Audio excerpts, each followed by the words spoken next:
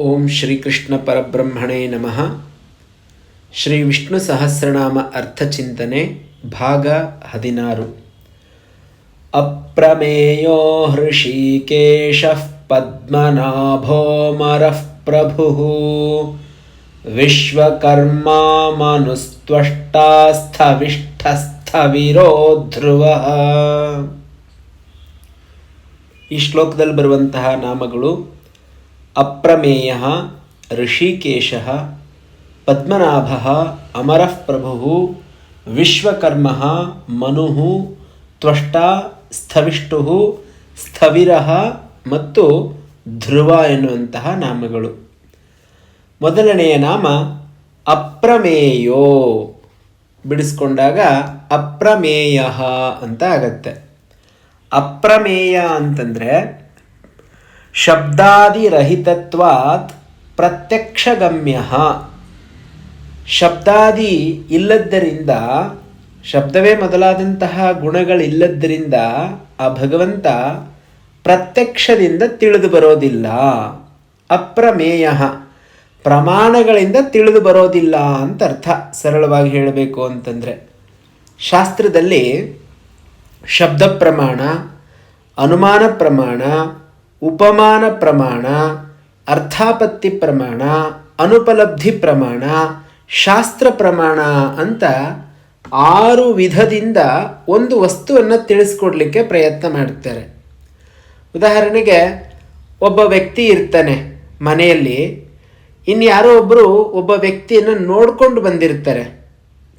ಸುಮಾರು ಜನಕ್ಕೆ ಅವನು ಹೇಗಿದ್ದಾನೆ ಅಂತ ಗೊತ್ತಿರೋದಿಲ್ಲ.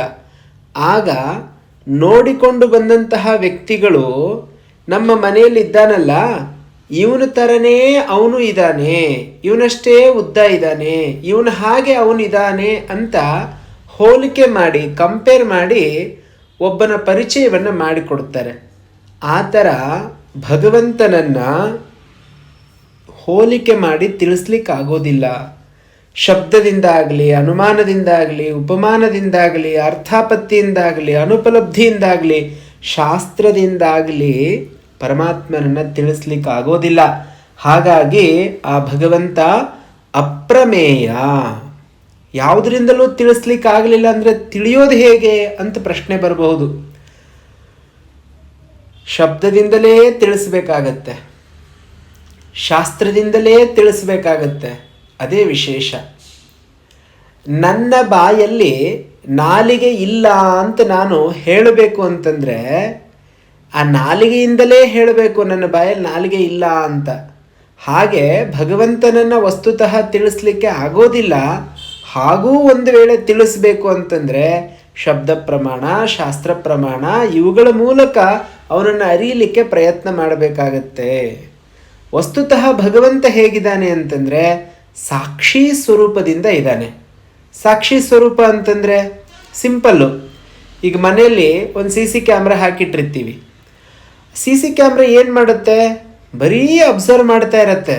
ಅದು ಯಾರಿಗೂ ಇಂಥ ಕೆಲಸ ಮಾಡಬೇಡ ಅಂತ ಹೇಳೋದಿಲ್ಲ, ಇಂಥ ಕೆಲಸ ಮಾಡು ಅಂತ ಹೇಳೋದಿಲ್ಲ, ನಾನು ರೆಕಾರ್ಡ್ ಮಾಡ್ಕೋತಾ ಇದ್ದೀನಿ, ಮಾಡ್ಕೋತಾ ಇಲ್ಲ, ಏನು ಹೇಳಲ್ಲ. ಅದು ಅದ್ರ ಪಾಡಿಗೆ ಅದು ಕೆಲಸ ಮಾಡ್ತಾ ಇರುತ್ತೆ, ರೆಕಾರ್ಡಿಂಗ್ ಆಗ್ತಾ ಇರುತ್ತೆ. ಆ ಥರ ಭಗವಂತ ಈ ಜಗತ್ತಿಗೆ ಸಾಕ್ಷಿ ಸ್ವರೂಪದಿಂದ ಇರ್ತಾನೆ. ನಾವು ಮಾಡುವಂತಹ ಕರ್ಮಗಳನ್ನು ಸಾಕ್ಷಿ ಭಾವದಿಂದ ನೋಡ್ತಾ ಇರ್ತಾನೆ. ಹಾಗಾಗಿ ಭಗವಂತನನ್ನು ತಿಳಿಸ್ಲಿಕ್ಕೆ ಪ್ರಮಾಣಗಳಿಂದ ಸಾಧ್ಯ ಇಲ್ಲ. ಹಾಗಾಗಿ ಅವನ ಹೆಸರು ಅಪ್ರಮೇಯ. ಎರಡನೆಯ ನಾಮ ಹೃಷಿಕೇಶ. ಹೃಷಿಕ ಅಂತಂದರೆ ಇಂದ್ರಿಯ ಅಂತ ಅರ್ಥ. ಆ ಇಂದ್ರಿಯಗಳ ಒಡೆಯನಾದ್ದರಿಂದ ಭಗವಂತನನ್ನು ಹೃಷಿಕೇಶ ಅಂತ ಹೇಳ್ತೀವಿ. ನಮ್ಮ ಎಲ್ಲ ಇಂದ್ರಿಯಗಳಿಗೆ ಒಂದೊಂದು ದೇವತೆಗಳು ಅಂತಿರ್ತಾರೆ, ಅಧಿದೇವತೆಗಳು ಅಂತ. ಆ ಅಧಿದೇವತೆಯ ರೂಪದಲ್ಲಿ ಭಗವಂತ ಇದ್ದಿದ್ದರಿಂದಾಗಿ ಆ ಪರಮಾತ್ಮನನ್ನು ಅವಯವಗಳ ಒಡೆಯ, ಇಂದ್ರಿಯಗಳ ಒಡೆಯ, ಎಲ್ಲ ಇಂದ್ರಿಯಗಳು ಯಾರ ವಶದಲ್ಲಿರ್ತಾವೋ ಅಂತಹ ಪರಮಾತ್ಮ ಹೃಷಿಕೇಶ ಅಂತ ಕರೆಸ್ಕೊಳ್ತಾನೆ. ಮುಂದಿನ ನಾಮ ಪದ್ಮನಾಭ. ಸರ್ವ ಜಗತ್ಕಾರಣಂ ಪದ್ಮಂ ನಾಭೌ ಯಸ್ಯ ಸಹ ಪದ್ಮನಾಭ ಅಂತರ್ಥ. ಎಲ್ಲ ಜಗತ್ತಿಗೆ ಕಾರಣವಾದಂತಹ ಪದ್ಮ ಯಾವ ಭಗವಂತನ ಹೊಕ್ಕಳಲ್ಲಿ ಇದೆಯೋ ಆ ಭಗವಂತ ಪದ್ಮನಾಭ ಅಂತ ಕರೆಸ್ಕೊಳ್ತಾನೆ.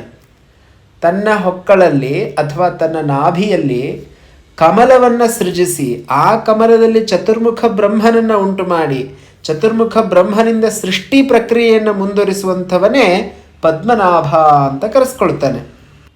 ಮುಂದಿನ ನಾಮ ಅಮರ ಪ್ರಭು. ಅಮರ ಅಂತಂದರೆ ಮರಣರಹಿತರು ಅಂತ ಅರ್ಥ. ಮರಣ ಯಾರಿಗಿಲ್ಲ ಅಂತ ಹೇಳಿದ್ರೆ ಅಮರರಿಗೆ. ಹಾಗಾದರೆ ಅಮರ ಅಂದರೆ ದೇವತೆ ಅಂತ ಅರ್ಥ. ದೇವತೆಗಳ ಪ್ರಭು, ಒಡೆಯ. ಹಾಗಾಗಿ ಭಗವಂತ ಅಮರ ಪ್ರಭು ಅಂತ ಕರೆಸ್ಕೊಳ್ತಾನೆ. ಅನಂತರ ವಿಶ್ವಕರ್ಮ. ವಿಶ್ವಕರ್ಮ ಅರ್ಥಾತ್ ಈ ಜಗತ್ತೆಲ್ಲವೂ ಯಾರ ಕರ್ಮವಾಗಿದೆಯೋ, ಯಾರ ಕ್ರಿಯೆಯಾಗಿದೆಯೋ, ಅಥವಾ ಈ ಜಗತ್ತೆಲ್ಲವನ್ನು ಯಾರು ಮಾಡಿದ್ದಾರೋ ಅಂತಹ ಭಗವಂತ ವಿಶ್ವಕರ್ಮ ಅಂತ ಕರೆಸ್ಕೊಳ್ತಾನೆ.